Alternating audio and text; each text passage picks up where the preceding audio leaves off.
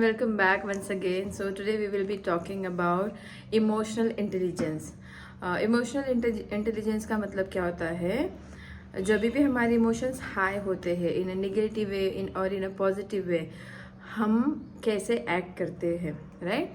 So the first foremost important thing is when you are emotionally high means आप दो लोगों का suppose conversation हो रहा है, आपका, आपके फ्रेंड का, पेरेंट्स का या आपके पार्टनर का, अगर आप कॉन्वर्सेशन हो रहा है and conversation is going in a wrong direction, ठीक है, मतलब कॉन्वर्सेशन में कॉन्फ्लिक्ट्स हो रहे हैं और लड़ाइयाँ हो रही है, तो व्हाट हैपन्स यू सी, आप ऑब्जर्व करना अभी कि when ever the person is raising the voice, right, मतलब सामने वाला बंदा या आप जैसे भी एक्ट करते हो एग्जैक्टली सिमिलर वे में आपके सामने वाला बंदा आपकी तरह ही एक्ट करता है।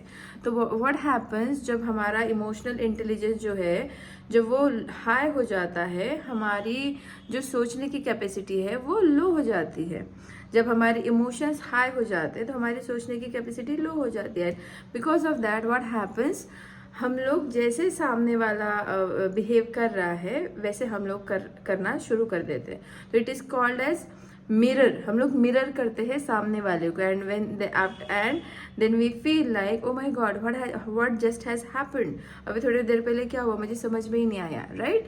And second thing is you know what happens when we are when somebody is emotionally लो।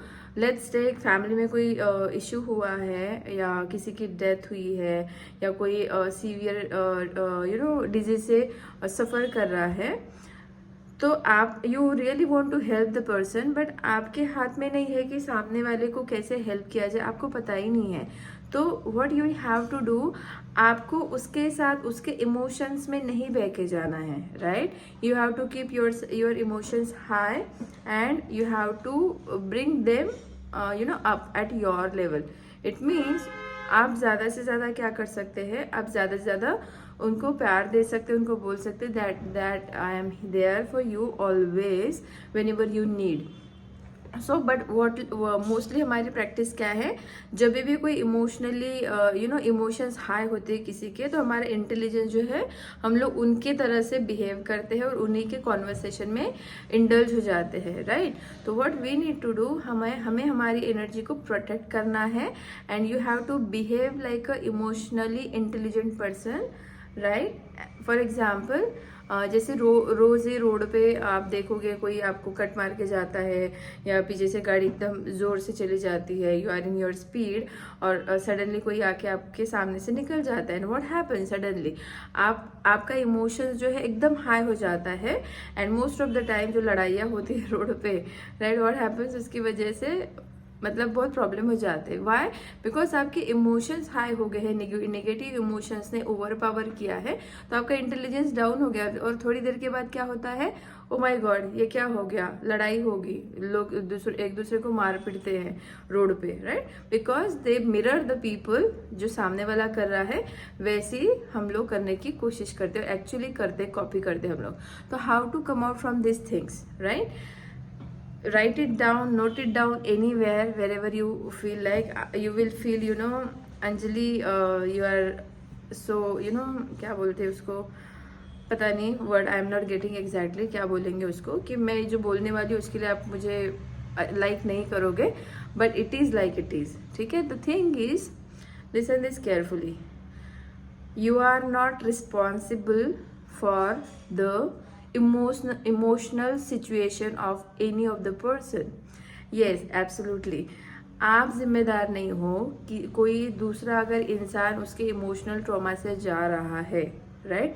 ये आपकी जिम्मेदारी नहीं है, इट इज़ दैट पर्सन जिम्मेदारी कि वो उससे जा रहा है। आप क्या कर सकते हो, mostly you can help the person by being with them and by giving love and care to them, right? So this are the emotional imbalance हम हमारी लाइफ में होते हैं और इसकी solution I will tell you now.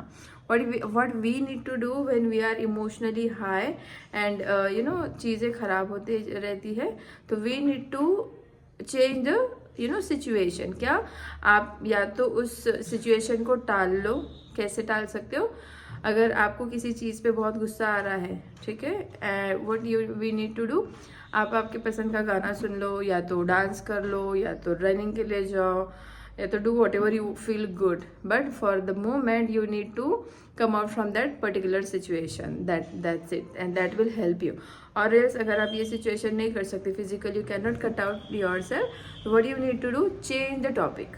उस topic पे बात ही नहीं करनी है, राइट? थोड़े टाइम के बाद you can discuss on the topic, but for the moment तभी के तभी अगर आप करोगे तो डेफिनेटली लड़ाइयाँ होगी, right? So this is the first part of the emotional mastery.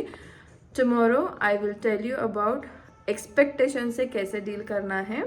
Most of us like हम चाहते हैं कि हमारे फैमिली ने या हमारे सराउंडिंग में जितने लोग हैं उन्होंने सर्टन वे से बिहेव करना चाहिए हमारे साथ, राइट? सो अगर वो नहीं करते तो हमारे एक्सपेक्टेशन क्या हो जाते हैं, पूरे नहीं होते, and we feel hurt. So how to deal with this emotional expectations we will be talking tomorrow. Thank you so much guys, have a great day.